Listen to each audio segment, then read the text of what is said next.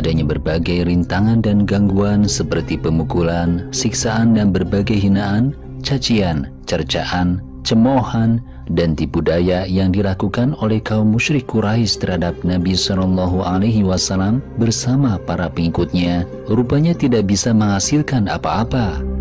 Bahkan seruan Nabi SAW semakin berkobar dan dari hari ke hari terus berkembang. Perilaku mereka yang mengganggu dan menghalangi Nabi dan seruannya hanya dipandang sebagai cambuk untuk mempercepat langkahnya. Nabi SAW tanpa lelah terus-menerus menyampaikan seruan Allah kepada semua orang dengan sabar, ikhlas, dan tawakal kepada Allah Subhanahu wa Ta'ala. Kaum musyrik Quraisy kemudian mencoba strategi atau siasat baru. Kaum musyrik Quraisy mengadakan pertemuan untuk menunjuk salah satu utusan mereka menghadap Nabi SAW dengan maksud membujuk beliau untuk menghentikan seruannya. Musyawarah dilakukan dengan sebaik-baiknya. Siapakah yang akan ditunjuk sebagai utusan mereka? Mereka tahu bahwa Muhammad bin Abdullah bukanlah orang yang mudah ditundukkan.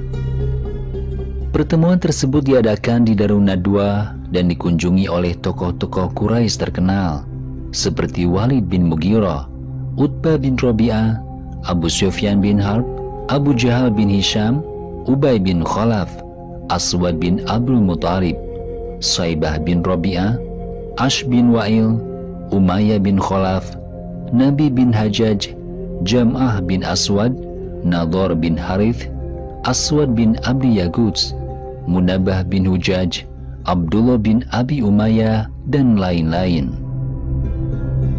Setelah berdiskusi panjang, mereka menunjuk seorang utusan untuk menghadap Nabi. Utusan yang ditunjuk adalah seorang bangsawan Quraisy yang tingkat kebangsawanannya setara dengan Muhammad bin Abdullah. Utusan itu pemberani, berbadan tegap, muda, tampan, mampu berbahasa, dan dapat berbicara dengan lembut, sehingga perkataannya dapat menarik perhatian orang yang mendengarnya. Setelah melalui pertimbangan yang matang dan bulat, mereka memutuskan bahwa orang yang tepat sebagai utusan adalah Utbah bin Rabi'ah, karena dia adalah orang yang tepat dan cocok untuk berurusan dengan Muhammad bin Abdullah. Keputusan musyawarah tersebut diterima oleh Utbah bin Rabi'ah dengan rasa senang dan bangga karena merasa di antara kaumnya hanya dia yang memiliki sifat-sifat yang diinginkan oleh kaum musyrik Quraisy.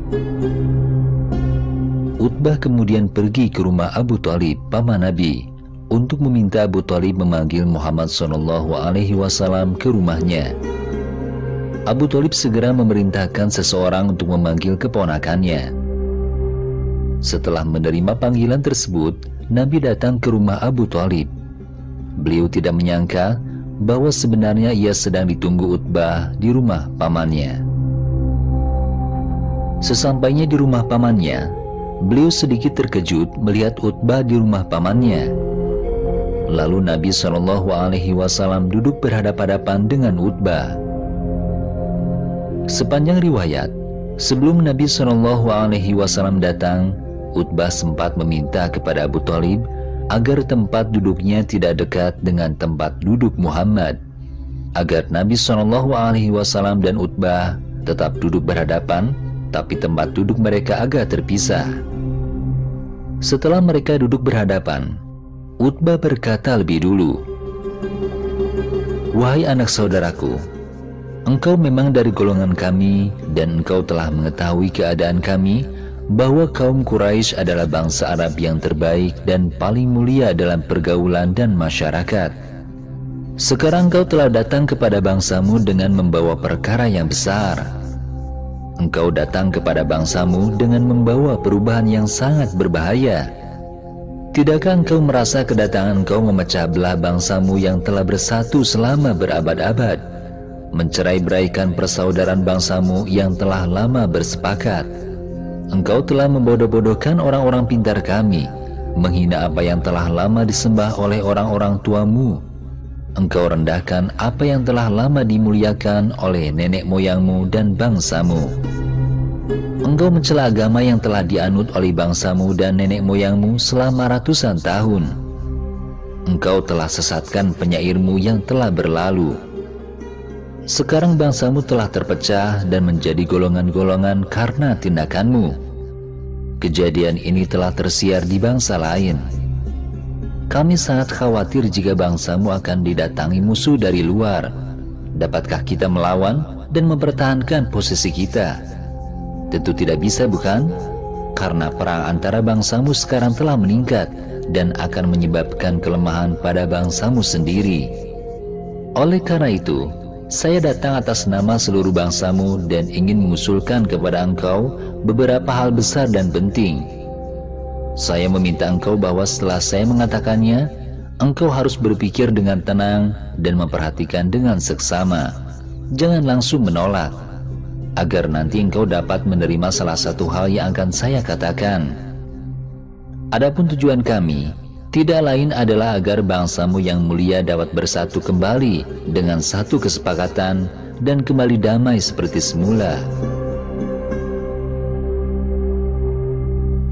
Selama Utbah menyampaikan pendapatnya, Nabi SAW hanya diam.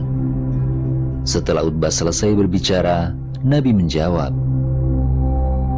"Ceritakan semua yang ingin kau katakan, wahai Abu Walid." Utbah bin Rabi'ah kemudian berkata, "Pertama-tama saya akan bertanya kepada engkau Muhammad sebelum mengatakan hal-hal yang ingin saya katakan. Apakah engkau lebih baik dari kakek engkau yang terhormat, Abdul Muthalib?" Nabi terdiam, tidak menjawab sepatah kata pun. Utbah kemudian melanjutkan pembicaraannya. "Oh putra saudaraku, jika engkau berpikir bahwa engkau lebih baik daripada orang-orang tua dan nenek moyangmu, ceritakan padaku, saya ingin mendengarnya. Jika engkau berpikir bahwa orang-orang tua engkau dan nenek moyang engkau lebih baik dari engkau, padahal mereka dengan sungguh-sungguh menyembah dan memuliakan tuhan-tuhan yang engkau caci dan hina saat ini, coba katakan padaku Muhammad." Nabi masih diam. Utbah melanjutkan perkataannya, "Sekarang bagaimana Muhammad? Apa keinginanmu dengan mendirikan agama baru?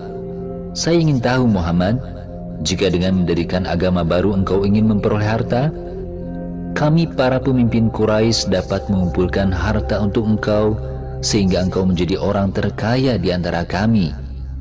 Jika engkau menginginkan kemuliaan atau derajat yang tinggi, kami dapat menetapkan engkau menjadi yang paling mulia dan paling tinggi derajatnya di antara kami, dan kami akan memuliakan engkau. Jika engkau ingin menjadi raja, kami dapat menjadikan engkau raja kami, yang memegang kekuasaan di antara kami, yang memerintah kami, dan kami semua tidak akan berani memutuskan apapun kecuali dengan izin engkau atau keputusan engkau. Jika engkau menginginkan wanita tercantik, sementara engkau tidak memiliki kemampuan untuk memenuhi kebutuhan mereka, kami dapat menyediakan wanita Quraisy tercantik di antara wanita kami, dan memilih 10 orang atau sebanyak yang engkau inginkan. Kami akan memenuhi kebutuhan mereka, dan engkau tidak perlu memikirkan kebutuhan mereka. Kalau engkau sakit, kami bisa mengusahakan obat dengan harta kami sampai engkau sehat kembali, walaupun untuk itu harta kami habis. Asal engkau sehat lagi, tidak apa-apa. Jika engkau menginginkan hal lain, coba katakan padaku, asalkan engkau menghentikan apa yang telah engkau lakukan sebelumnya. Coba katakan padaku, pilih salah satu hal yang telah saya katakan, mana yang engkau inginkan, katakan padaku." Selama Utbah berkata, Nabi SAW diam sambil mendengarkan. Setelah itu beliau bertanya, "Apakah sudah selesai hal-hal yang engkau katakan kepadaku?" Utbah menjawab, "Ya, itu saja." Nabi berkata, "Oh begitu. Nah sekarang saya meminta engkau mendengarkan apa yang saya katakan sebagai tanggapan kepadamu. Apakah engkau ingin mendengarnya?" Utbah menjawab, "Baiklah, katakan padaku sekarang." Nabi kemudian membaca firman Allah yang diturunkan kepada beliau beberapa hari yang lalu, yang berbunyi, dengan nama Allah yang Maha Pengasih dan Maha Penyayang. Hamim. Diturunkan dari Tuhan yang Maha Pemurah lagi Maha Penyayang. Kitab yang dijelaskan ayat-ayatnya, yakni bacaan dalam bahasa Arab untuk kaum yang mengetahui, yang membawa berita gembira dan yang membawa peringatan. Tetapi kebanyakan mereka berpaling darinya, maka mereka tidak mau mendengarkan. Mereka berkata, hati kami berada dalam tutupan yang menutupi apa yang kamu seru kami kepadanya, dan telinga kami ada sumbatan, dan di antara kami dan kamu ada dinding. Maka bekerjalah kamu, sesungguhnya kami bekerja pula. Katakanlah, bahwasanya aku hanyalah seorang manusia seperti kamu. Diwahyukan kepadaku bahwasanya Tuhan kamu adalah Allah yang Maha Esa. Maka tetaplah pada jalan yang lurus menuju kepadanya, dan mohonlah ampun kepadanya. Dan kecelakaan yang besarlah bagi orang-orang yang mempersekutukannya, yaitu orang-orang yang tidak menunaikan zakat, dan mereka kafir akan adanya kehidupan akhirat. Sesungguhnya orang-orang yang beriman dan mengerjakan amal yang soleh, mereka mendapat pahala yang tiada putus-putusnya. Katakanlah, sesungguhnya patutkah kamu kafir kepada yang menciptakan bumi dalam 2 masa, dan kamu adakan sekutu-sekutunya? Yang bersifat demikian itulah Tuhan semesta alam. Dan Dia menciptakan di bumi itu gunung-gunung yang kokoh di atasnya. Dia memberkahinya, dan Dia menentukan padanya kadar makanan-makanan penghuninya dalam 4 masa. Penjelasan itu sebagai jawaban bagi orang-orang yang bertanya. Kemudian Dia menuju kepada penciptaan langit, dan langit itu masih merupakan asap. Lalu Dia berkata kepadanya dan kepada bumi, datangkanlah kamu keduanya menurut perintahku dengan suka hati atau terpaksa. Keduanya menjawab, kami datang dengan suka hati. Maka Dia menjadikan 7 langit dalam 2 masa, dan Dia mewahyukan pada tiap-tiap langit urusannya. Dan kami hiasi langit yang dekat dengan bintang-bintang yang cemerlang, dan kami memeliharanya dengan sebaik-baiknya. Demikianlah ketentuan yang Maha Perkasa lagi Maha Mengetahui. Jika mereka berpaling, maka katakanlah, aku telah memperingatkan kamu dengan petir, seperti petir yang menimpa kaum Tsamud. Ketika Rasul-Rasul datang kepada mereka dari depan dan dari belakang mereka dengan menyerukan, janganlah kamu menyembah selain Allah. Mereka menjawab, kalau Tuhan kami menghendaki tentu Dia akan menurunkan malaikat-malaikatnya. Maka sesungguhnya kami kafir kepada wahyu yang kamu diutus membawanya. Setelah Nabi SAW membaca ayat-ayat Al-Quran demikian, Utbah langsung menegur dan berkata, sudah cukup Muhammad, sudah cukup Muhammad, sudah cukup. Bisakah engkau menjawab dan mengatakan apapun selain itu? Nabi menjawab, tidak. Utbah terdiam dan tidak bisa berkata-kata lagi. Semua yang hendak dia katakan hilang dengan sendirinya. Semua rencana untuk menipu Nabi SAW hilang tak terduga. Bahkan hatinya sangat tertarik dengan bacaan yang didengarnya dari Nabi. Oleh karena itu, ia segera kembali ke rumahnya dengan perasaan yang sebelumnya tidak ia miliki. Perasaan yang begitu mengganggu keinginannya, sehingga dia tidak tahu harus berkata apa lagi kepada Muhammad. Ini adalah kata-kata yang sangat menarik dan sangat bagus yang diucapkan oleh Muhammad. Sepanjang hidup saya belum pernah mendengar kata-kata seperti itu. Rangkaian kata-kata yang diucapkan oleh Muhammad benar-benar mempesona. Begitulah perasaan yang ada di hati Utbah bin Rabi'ah saat itu.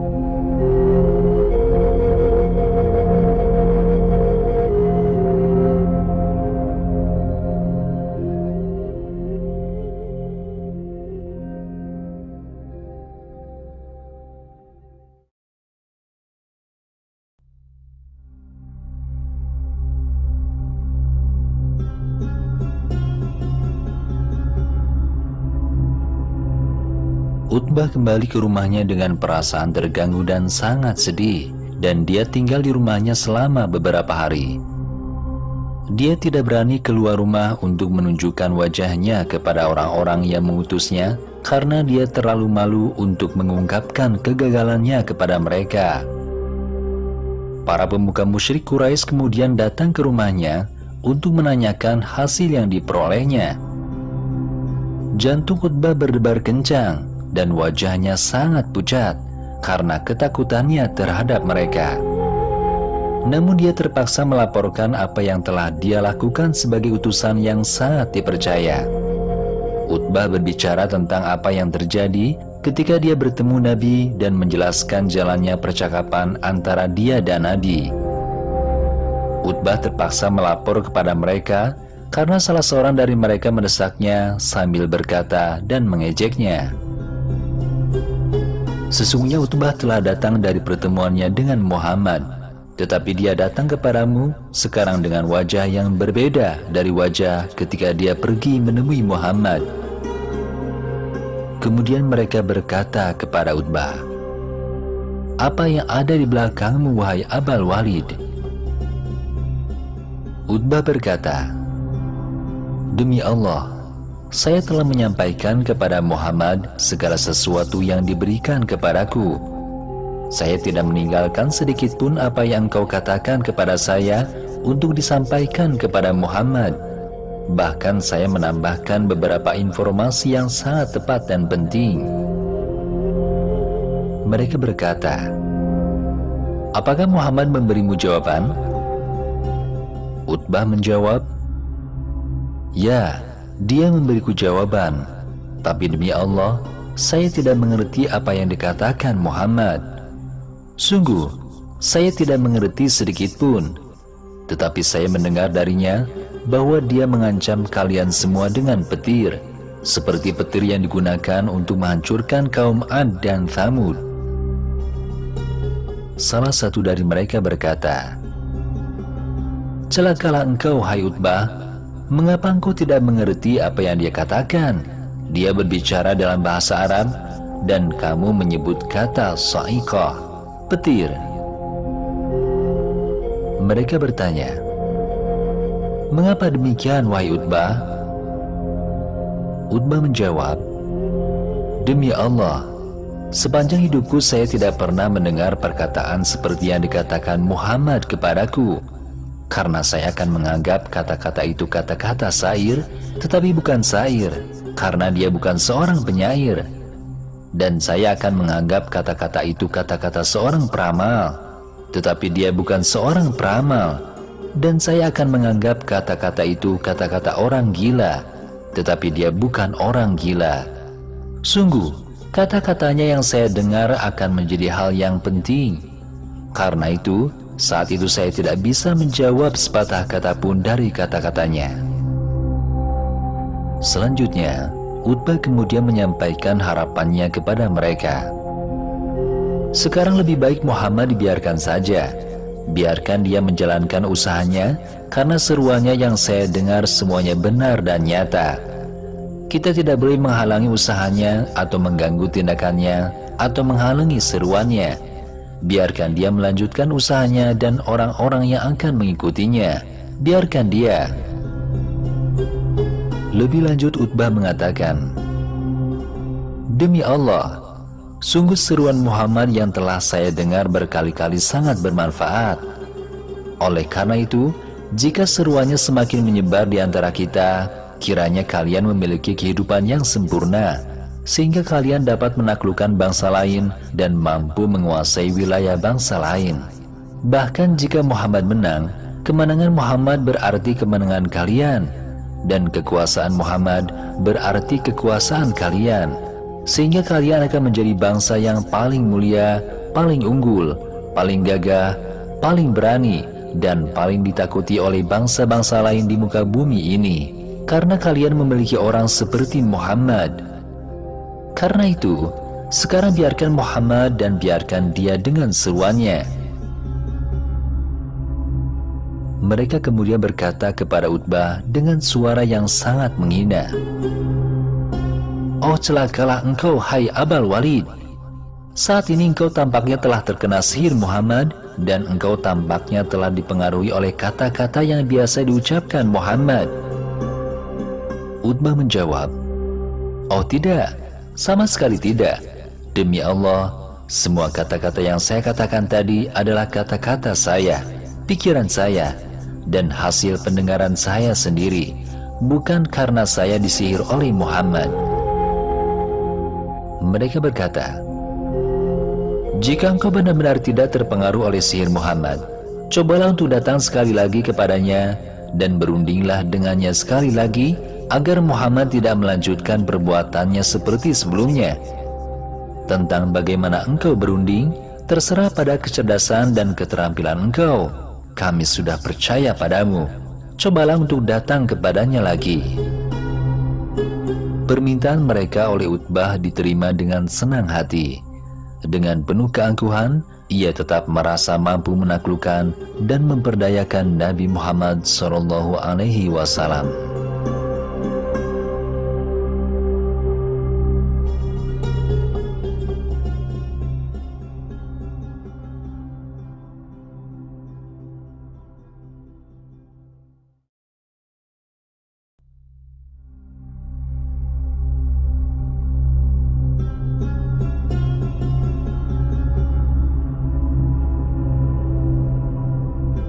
Pertemuan kedua antara Utbah bin Rabi'ah dan Nabi Muhammad SAW. Suatu hari, Utbah bin Rabi'ah datang menemui Nabi SAW dengan membawa usul yang menurutnya lebih baik dan lebih tajam untuk diajukan kepada beliau. Setelah Utbah bisa bertemu muka dengan Nabi lagi, dia berbicara dengan lancar di depan beliau. Antara lain katanya, wahai Muhammad, saya datang ke sini untuk menyampaikan sesuatu yang sangat baik untukmu dan untuk kita semua, yaitu agar engkau dan para pengikutmu dengan kami tidak terus-menerus berkonflik, sehingga menyebabkan kita semakin terpecah belah dan menimbulkan pertumpahan darah di antara kaummu sendiri, terutama kerabatmu dan kaum Quraisy. Nabi menjawab, ya, baiklah, apalagi yang ingin engkau katakan padaku, coba katakan, saya akan mendengarnya. Utbah berkata, cara terbaik bagi engkau dan pengikutmu sekarang, demi bangsa dan negara, adalah bahwa kita menyembah bersama-sama apa yang kita sembah, dan telah menjadi sesembahan nenek moyang engkau di masa lalu, yaitu berhala Lata dan Uzza, hanya untuk 1 tahun. Kemudian untuk tahun depan, kami akan menyembah Tuhanmu yang selalu engkau sembah. Maka kami dan engkau dan orang-orang yang mengikuti engkau masing-masing bersama-sama selama 1 tahun menyembah apa yang kau sembah dan apa yang kami sembah. Kemudian setelah 1 tahun itu, jika Tuhan yang kami sembah lebih baik dari Tuhan yang engkau sembah, maka engkau harus terus menyembah Tuhan kami.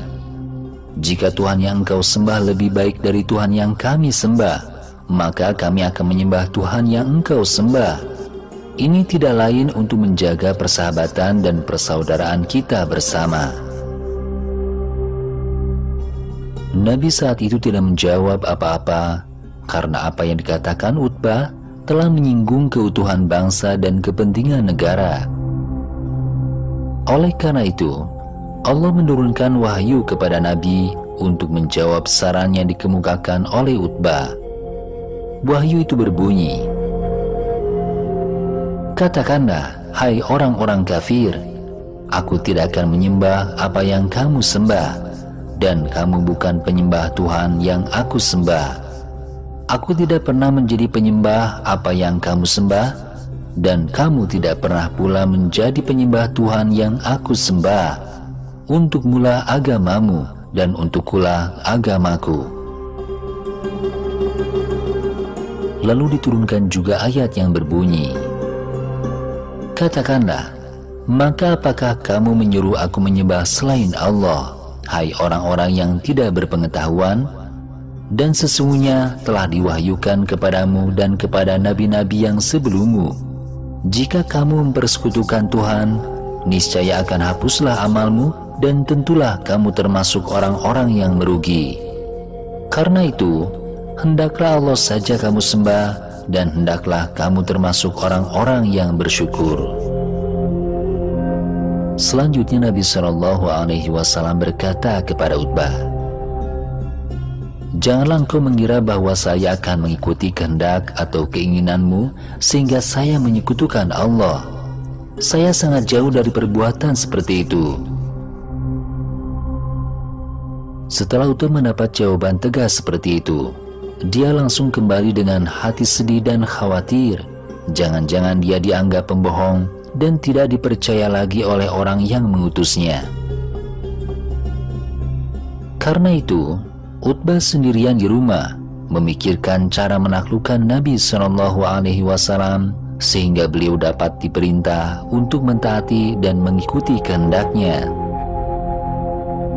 Setelah Utbah menemukan cara baru, ia memutuskan sendiri untuk menemui Nabi lagi, karena rencana yang akan dia sampaikan kepada Nabi dalam pandangannya akan lebih menarik dari sebelumnya.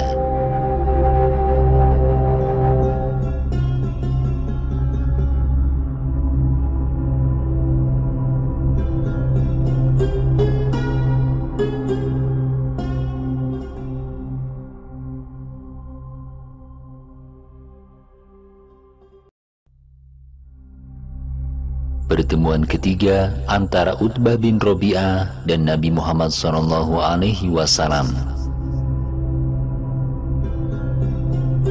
Pada hari yang dipilihnya sendiri, Utbah mendatangi Nabi SAW dan bertemu dengan beliau. Utbah berkata, "Muhammad, saya datang ke sini untuk memberitahumu satu hal lagi. Saya meminta engkau untuk mendengarkan dengan seksama." Nabi menjawab dengan tenang, "Baiklah, katakan saja, saya akan mendengarkan." Utbah kemudian berkata, "Sekarang sebaiknya seperti ini Muhammad, semua ucapan atau bacaan yang sering kamu ucapkan dan semua kata-kata yang kamu baca hendaklah ditukar dengan yang lain, karena ucapan dan kata-katamu selalu menusuk hati kami dan nenek moyang kami dan menyinggung kehormatan para pemimpin kami, selalu menghina orang tua kami, dan selalu menghinakan tuhan-tuhan kami yang telah lama kamu sembah, selalu mengancam umat kami yang sama-sama menyembah tuhan-tuhan, dan juga selalu membodoh-bodohkan orang-orang pintar kami. Maka untuk menjaga persatuan dan kesatuan kami, serta untuk menjaga kemuliaan kami bersama, demi bangsa dan negara, tolong ganti ucapan dan kata-kata engkau dengan kata lain." Allah menurunkan wahyu kepada Nabi SAW untuk menjawab saran Utbah. Firman Allah itu berbunyi, "Dan apabila dibacakan kepada mereka ayat-ayat kami yang nyata, orang-orang yang tidak mengharapkan pertemuan dengan kami berkata, 'Datangkanlah Al-Quran yang lain dari ini, atau gantilah dia.' Katakanlah, tidaklah patut bagiku menggantinya dari pihak diriku sendiri. Aku tidak mengikuti kecuali apa yang diwahyukan kepadaku. Sesungguhnya aku takut jika mendurhakai Tuhanku kepada siksa hari yang besar, kiamat. Katakanlah, jikalau Allah menghendaki, niscaya aku tidak membacakannya kepadamu, dan Allah tidak pula memberitahukannya kepadamu. Sesungguhnya aku telah tinggal bersamamu beberapa lama sebelumnya. Maka apakah kamu tidak memikirkannya?" Setelah Utbah mendengar jawaban beliau, dia langsung terdiam dan termenung. Utbah kehabisan akal untuk membantah lagi. Dia merasa bahwa dia tidak akan bisa membantah lebih dari sebelumnya. Ia merasa sangat lemah dan tidak sanggup menghadapi apa yang telah dibacakan Nabi SAW. Jadi dia segera pulang ke rumah sambil berkata pada dirinya sendiri, "Saya tidak akan bisa menaklukkan Muhammad. Jangankan menaklukkan, membantah saja saya tidak bisa. Oleh karena itu, ketika ditanya oleh pengutusnya, dia hanya menjawab, "Saya tidak mampu untuk menaklukkan Muhammad. Jangankan disuruh menaklukkan, bahkan saya tidak bisa membantah kata-kata Muhammad lagi." Setelah mendengar keputusasaan Utbah bin Rabi'ah, para pemimpin Quraisy mengadakan pertemuan kedua.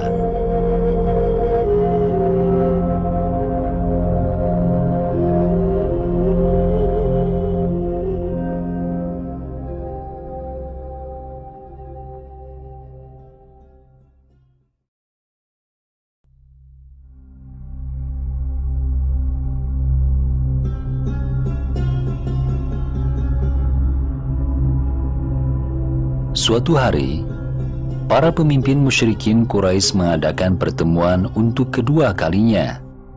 Utbah bin Rabi'ah hadir dalam musyawarah tersebut. Pertemuan kedua ini juga diadakan di Darun Nadwah dan dihadiri oleh seluruh pemimpin kaum musyrikin Quraisy. Dalam pertemuan tersebut, mereka mengajukan pertanyaan kepada Utbah dan semua pertanyaan mereka dijawab oleh Utbah.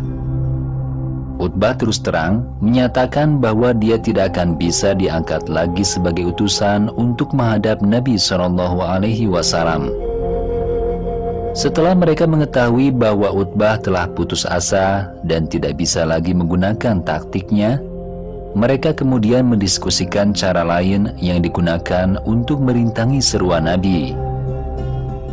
Setelah musyawarah mufakat, mereka memutuskan bahwa mereka akan datang kepada Muhammad bin Abdullah dengan maksud mengejek, menertawakan, dan menghina Nabi. Demikianlah keputusan yang dibuat dalam musyawarah kedua mereka. Suatu hari, semua pemimpin Quraisy melaksanakan keputusan mereka dan bertemu dengan Nabi. Kebetulan, pada hari itu Nabi sedang duduk sendirian di masjid. Para pemimpin Quraisy yang datang kepada Nabi SAW, yaitu Abu Jahal bin Hisham, Walid bin Mughirah, Ubay bin Khalaf, dan Utbah bin Rabi'ah. Nabi membaca beberapa ayat Al-Quran dengan niat berdakwah kepada mereka. Pada saat itu, Nabi SAW bersungguh-sungguh dan berharap bahwa mereka akan tunduk pada seruan beliau karena beliau sangat menghormati mereka. Nabi tidak mengerti sedikit pun maksud kedatangan mereka. Beliau tidak menyangka kedatangan mereka dimaksudkan untuk menghina, mempermalukan, mengejek, dan menertawakan seruan beliau. Sebaliknya, beliau mengira mereka akan mengikuti seruan beliau dan beriman pada Islam, karena beliau telah mengharapkan ini selama beberapa waktu. Beliau mengira jika mereka menjadi pengikutnya dan menjadi pemimpin Islam, banyak orang yang berasal dari lapisan bawah dan rakyat jelata akan mengikuti jejak mereka, sehingga langkah beliau dalam menyiarkan Islam meningkat pesat dan segera apa yang dicita-citakan Islam akan tercapai. Ketika Nabi sedang berbicara dengan mereka, tiba-tiba seorang buta dengan pakaian compang-camping datang menemui beliau. Kedatangannya untuk mengetahui seluk-beluk agama Islam dan mempelajari ajaran-ajaran Allah yang telah diturunkan dan diajarkan kepada Nabi. Namun beliau tetap melanjutkan membacakan ayat-ayat Al-Quran kepada para pemimpin musyrikin Quraisy. Beliau mengabaikan orang buta itu. Setiap selesai membaca ayat-ayat Al-Quran, Nabi SAW selalu bertanya kepada para pemimpin Quraisy, di antaranya, "Bukankah yang saya bawa ini baik?" Mereka menjawab sambil tertawa, "Ya, baik, demi Allah, sungguh sangat baik." Nabi kemudian membaca beberapa ayat lain dan menanyakan mereka lagi, "Apakah menurut kalian apa yang saya katakan itu buruk?" Mereka menjawab bersama, "Tidak, demi Allah, sungguh semuanya baik." Sehingga terjadi berulang kali, dan di tengah pembicaraan beliau dengan para pemimpin Quraisy, Orang buta itu selalu menyela, "Ya Rasulullah, beri saya pelajaran dari apa yang telah Allah ajarkan kepadamu." "Ya Rasulullah, beri saya pelajaran dari apa yang telah Allah ajarkan kepadamu." "Ya Rasulullah, beri saya pelajaran dari apa yang telah Allah ajarkan kepadamu." Demikianlah perkataan orang buta itu diulang berkali-kali. Tetapi Nabi tidak mengindahkan dan tidak memperhatikan permintaan orang buta itu. Bahkan beliau mengerutkan kening dan memalingkan wajahnya dari orang buta ke arah para pembesar dan pemimpin Quraisy. Orang buta itu bernama Abdullah bin Surai bin Malik bin Robi'ah al-Fihri. Ia dikenal dengan nama Ibnu Ummi Maktum, putra Ummi Maktum. Ummi Maktum adalah julukan dari Atikah, dan Atikah adalah kakak dari Khadijah, istri Nabi. Jadi orang buta itu adalah anak dari saudara perempuan atau kakak Khadijah radhiyallahu anha. Atau dengan kata lain, dia adalah sepupu dari Khadijah radhiyallahu anha. Berkaitan dengan kejadian tersebut, Allah Subhanahu wa Ta'ala menurunkan wahyu pada saat itu kepada Nabi Shallallahu Alaihi Wasallam. Dia Muhammad bermuka masam dan berpaling karena telah datang seorang buta kepadanya. Tahukah kamu barangkali ia ingin membersihkan dirinya dari dosa, atau dia ingin mendapatkan pengajaran, lalu pengajaran itu memberi manfaat kepadanya. Adapun orang yang merasa dirinya serba cukup, maka kamu melayaninya. Padahal tidak ada celaan atasmu kalau dia tidak membersihkan diri beriman. Dan adapun orang yang datang kepadamu dengan segera untuk mendapatkan pengajaran, sedang ia takut kepada Allah, maka kamu mengabaikannya. Sekali-kali jangan demikian. Sesungguhnya ajaran-ajaran Tuhan itu adalah suatu peringatan. Setelah Nabi Shallallahu Alaihi Wasallam ditegur, beliau tidak pernah lagi bermuka masam atau memalingkan muka dari siapapun yang datang kepada beliau, terutama jika itu adalah orang miskin. Jika beliau didatangi seorang buta yang miskin yang menyebabkan beliau mendapat teguran dari Allah, beliau sangat menghormatinya dan berkata, "Berbahagialah dengan kedatangan orang yang membuatku ditegur dari Tuhanku." Dan beliau membentangkan selendangnya.